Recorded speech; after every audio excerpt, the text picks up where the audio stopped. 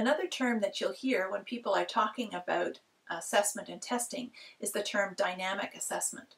And this is a relatively new term to our field. And the idea of dynamic assessment is that teachers can vary the inputs to a student during the course of a test in order to get a more accurate snapshot of student proficiency at that particular time. This is consistent with a formative approach to assessment.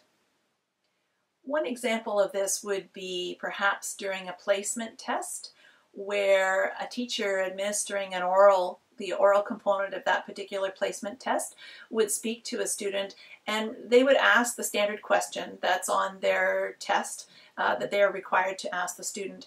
And perhaps the student would reply. Perhaps the teacher is listening for a specific verb tense. So the question was asked perhaps in the past, and the student is asked to respond in the past. Let's say the student responds right away and uses the past tense correctly. Well, then the teacher would probably move on to the next question and continue on with that type of assessment. But what would happen if the student answered the question and did not speak in the past? In a summative type of test, the teacher would just say, well, the student did not use the past tense in that sentence, and that demonstrates that the student hasn't mastered the past tense, and we are going to move on with the next question.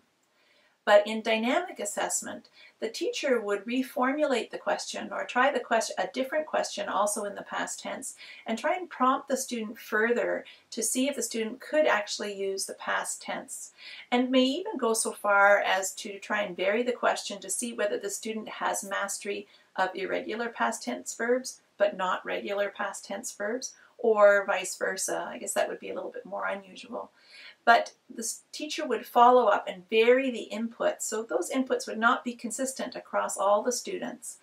But because the teacher varied the inputs, they would get a better idea of exactly how proficient that student might be, and they may be, as a result, able to make a more accurate placement in that particular assessment.